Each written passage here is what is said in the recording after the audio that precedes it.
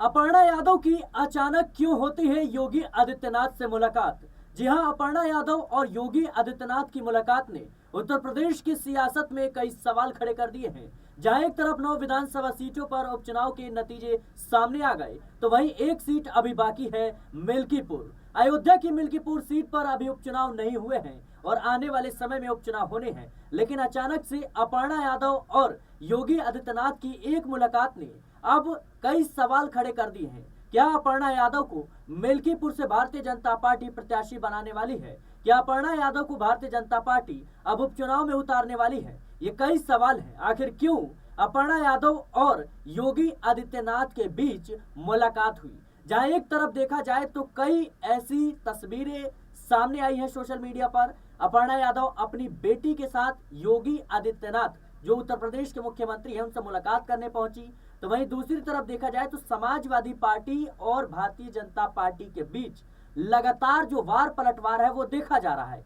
जहां विधानसभा से लेकर संसद तक। लेकिन अपर्णा यादव का यूं मुलाकात करना क्या इस बात के संकेत दे रहा है कि अब मिल्कीपुर सीट से उन्हें प्रत्याशी बनाया जाएगा? क्या उनको कोई बड़ा पद दिया जाएगा? मेरे साथ नाजमीन मौजूद है जो इस खबर को बारीकी से समझती हैं, उनसे जानने और समझने का प्रयास करते हैं। नाजमीन, सबसे पहले आपका बहुत बहुत स्वागत है। और जिस तरीके से अपर्णा यादव और योगी आदित्यनाथ की ये मुलाकात की तस्वीर सामने आई है, क्या लगता है आपको कि जहां पर उपचुनाव अभी एक सीट पर बाकी है और ऐसे समय पर मुलाकात करना, जब समाजवादी पार्टी और बीजेपी में जो टकरार की स्थिति है वो काफी ज्यादा बढ़ गई है, कैसे देख रही हैं आप? देखिए, बिल्कुल अगर हम बात करें तो 9 विधानसभा सीटों पर उपचुनाव हुआ जी, था, जी। जहां भारतीय जनता पार्टी समाजवादी पार्टी पर भारी पड़ती हुई नजर आई। बिल्कुल। लेकिन करहल विधानसभा सीट का अगर हम जिक्र करें तो वहां भारतीय जनता पार्टी का दाव नहीं चल पाया। बिल्कुल। हमने ये भी देखा कि करहल विधानसभा सीट पर अपर्णा यादव का नाम चर्चाओं में बिल्कुल। आया। अपर्णा यादव का नाम चर्चाओं में आने से पहले हमने ये देखा यहाँ पर सिराज बिल्कुल, की बिल्कुल। महिला आयोग की उपाध्यक्ष यहाँ पर अपर्णा जी। यादव बनाई गई थी। जी। और अपर्णा यादव को जब उपाध्यक्ष बनाया गया तो खुद वो अपने बयानों के जरिए ये कह जी। रही थी कि उनका जो पद मिला है उनके कद के अनुसार नहीं है। जी। यानी कि उन्हें उम्मीद थी कि 2022 से लेकर अब तक वो बीजेपी में डटी हुई हैं जी। और बीजेपी की अनन्य भक्त अपने आप को बताती हैं, योगी और मोदी की विचारधाराओं से प्रभावित अपने आप को मानती हैं। जी। वही अपर्णा यादव को बीजेपी तवज्जो क्यों नहीं दे रही है? जी। उसी अपर्णा यादव को बीजेपी ना तो विधानसभा चुनाव में उतारती है, ना ही लोकसभा जी। चुनाव में उतारती है और ना ही राज्यसभा के लिए आगे करती है। जी।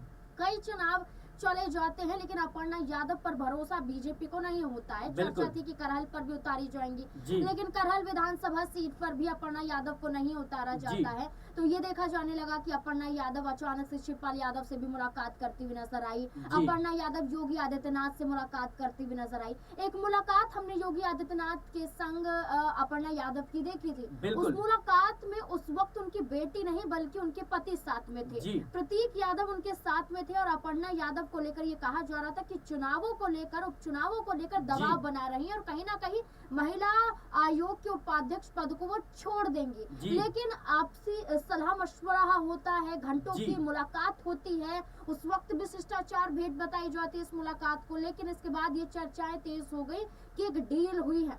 डील है, या तो उपचुनाव में मौका दिया जाएगा या विधानसभा चुनाव में मौका दिया जाएगा। क्योंकि अगर अपर्णा यादव ये पद संभालने के लिए ना खुशी होने के बावजूद भी वो स्वीकार करने के लिए तैयार है, तो ये दर्शाता है कि अपर्णा यादव ने कोई शर्त तो जरूर रखी हो। बिल्कुल, बिल्कुल। अब मिल्कीपुर विधानसभा सीट का उपचुनाव बाकी है। आप और हम सब जानते हैं कि समाजवादी पार्टी ने अवधेश प्रसाद के बेटे अजीत प्रसाद को आगे कर दिया, लेकिन उनकी ही वजह से चुनाव रुक जाता है। बल्कि देखिए, अब तक मिल्कीपुर विधानसभा सीट पर भी चुनाव हो जाता, लेकिन अजीत प्रसाद पर गंभीर आरोप लगे और आरोपों के तहत ये कहा गया कि कानूनी प्रक्रिया के हिसाब से इस पर अभी चुनाव नहीं हो सकता जब तक फैसला कोर्ट का सामने नहीं आ जाता है। तो अजीत पवार पर फैसला आना और उसके बाद देखा जाए तो समाजवादी पार्टी के कई ऐसे कार्यकर्ता हैं जो अजीत पवार और अवधेश प्रसाद से नाखुश नजर आए। यानी कि समाजवादी पार्टी में भी अभी असमंजस की स्थिति है कि अजीत पवार ही उतरेंगे या चेहरा बदला जाएगा। वहीं बीजेपी की बात करें तो बीजेपी के लिए फैजाबाद लोकसभा सीट जीतना बहुत मुश्किल हो गया था। था। ये कहा जाने लगा अयोध्या को लेकर बीजेपी फंस गई, इस मुद्दे को लेकर उत्तर प्रदेश में तूल देती हुई नजर आई, लेकिन इसी मुद्दे के जरिए वो फैजाबाद लोकसभा सीट को हार जाती है। इसलिए उनके लिए जरूरी हो जाता है कि मिल्कीपुर विधानसभा सीट तो जीत ले। इसलिए यहाँ पर एक चेहरे की जरूरत होगी। एक बार फिर से अपर्णा यादव का नाम, एक बार फिर से अपर्णा यादव की मुलाकात यही संकेत दे रही है। अच्छा नाज़मीन, जिस तरीके से हाल ही में अभी अपर्णा यादव का बयान सामने आया था, जब उन्होंने कहा कि अखिलेश यादव बड़े भैया हैं और बड़े भैया समय समय पर आशीर्वाद देते रहते हैं, और जाहिर सी बात है उनके इस बयान को लेकर राजनीतिक गलियारों में सवाल उठ रहे थे कि क्या अपर्णा यादव समाजवादी पार्टी का रुख करेंगी। हालांकि उन्होंने कहा था कि क्या आप सिर्फ करहल लगाए रखे हैं, आप जो महिला आयोग से जुड़ी चीजों को पूछिए, महिला आयोग से जुड़े सवाल पूछिए, और सीधे तौर पर कहीं ना कहीं वो जो असमंजस थी उनके चेहरे पर साफ दिख रही थी कि जो हार समाजवादी पार्टी की पूरे उपचुनाव में हुई है और जो जीत समाजवादी पार्टी की करहल सीट पर हुई है, इसको लेकर कहीं ना कहीं वो काफी ज्यादा कह सकते हैं कंफ्यूजन में नजर आ रही थी। क्या लगता है आपको कि इन तमाम चीजों के जरिए और अचानक योगी आदित्यनाथ से मुलाकात करना क्या इस बात के संकेत दे रहा है कि आने वाले समय में भारतीय जनता पार्टी उन्हें कोई बड़ी जिम्मेदारी दे सकती है? देखिए, बिल्कुल अगर हम बात करें कि उन्हें एक उपाधि मिली है, एक पद मिला है और उस पद को वो संभालने के लिए तैयार हो गई हैं। और जब उनसे सवाल राजनीति से जुड़े हुए पूछे जाएंगे, जबकि बीजेपी अभी तक मौका नहीं दे पाई है अपर्णा यादव को, तो अपर्णा यादव कैसे खुले तौर पर जवाब देने के लिए तैयार हो जाएंगी? यानी कि वो साफ तौर पर मालूम है कि करहल विधानसभा सीट के उपचुनाव में समाजवादी पार्टी का जीतना, यानी कि अपर्णा यादव को भी मालूम था कि सपा अगर जीत रही है तो बीजेपी को नुकसान हो रहा है, और बीजेपी को नुकसान होना सीधे सीधे तौर पर उनका भी नुकसान है, और उनका नुकसान होगा तो आने वाला भविष्य अपर्णा यादव का खतरे में आ सकता है राजनीतिक लिहाज से देखा जाए। तो अपर्णा यादव का करहल विधानसभा सीट के नतीजों को लेकर जो भड़की वो मीडिया पर नजर आई, और जो महिला आयोग के पद को लेकर सवाल करते हुए दिखाई दी कि उनसे जुड़े हुए सवालों को कीजिए, महिलाओं की समस्याओं के बारे में चर्चा कीजिए। देखिए, अपर्णा यादव की बात करें तो सिराज, अपर्णा यादव महिलाओं से तो महिला चेहरा है ही वो, लेकिन महिलाओं के मुद्दों पर मुखरता के साथ वो बोलती हुई नजर आई हैं। चाहे कश्मीर में कोई मुद्दा हो, चाहे उत्तर प्रदेश में उन्नाव का मुद्दा हो, चाहे उत्तर प्रदेश में कई और ऐसे गांव के मुद्दे हो, कई ऐसे क्षेत्र के मुद्दे हो जहां पर महिलाओं से जुड़ जाता है मामला, तब यहाँ पर अपर्णा यादव मुखरता के साथ बोलती हुई नजर आती हैं। और इसी के साथ साथ वो संबल मुद्दे पर भी बोलती हुई दिखाई दी थी, और ये कहती हुई नजर आई थी कि सांप्रदायिक बयानों को देना छोड़िए, ऐसे बयानों से बचिए जो सांप्रदायिक उन्माद को बढ़ाते हैं। तो अपर्णा यादव सिर्फ बीजेपी में है और बीजेपी के गुणगान गाएंगी, ऐसा कभी नहीं होता।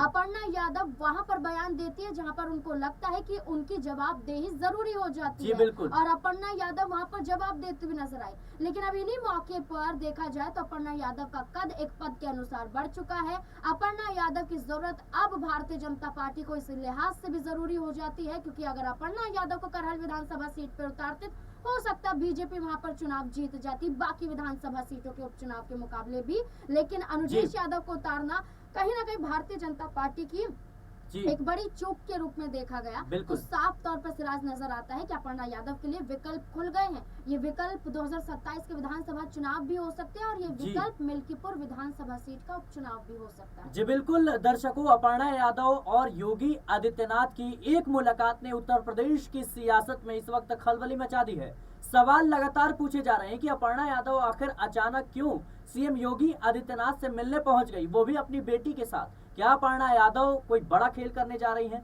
क्या अपर्णा यादव को भारतीय जनता पार्टी कोई बड़ी जिम्मेदारी देने जा रही है? ये तमाम सवाल हैं जो इस वक्त लगातार पूछे जा रहे हैं। अपर्णा यादव समय समय पर इस बात की ओर इशारा जरूर करती आई हैं कि अभी भी उन्होंने अपने परिवार का साथ नहीं छोड़ा है, और अभी भी वो अखिलेश यादव हो, डिम्पल यादव हो, शिवपाल यादव हो, तमाम जो उनके कह सकते हैं परिवार के लोग हैं, उनके साथ अभी भी बनी हुई है, उनके साथ संपर्क में रहती हैं। और ऐसे में राजनीतिक लिहाज से यही माना जाता है कि अपर्णा यादव कभी भी समाजवादी पार्टी का रुख कर सकती है। लेकिन उत्तर प्रदेश के 9 विधानसभा सीटों पर उपचुनाव हुए, और चुनाव में भारतीय जनता पार्टी ने 7 सीटों पर जीत हासिल की, एनडीए ने, और जो समाजवादी पार्टी है वो सीसामऊ और करहल सीट जीतने में कामयाब होती है।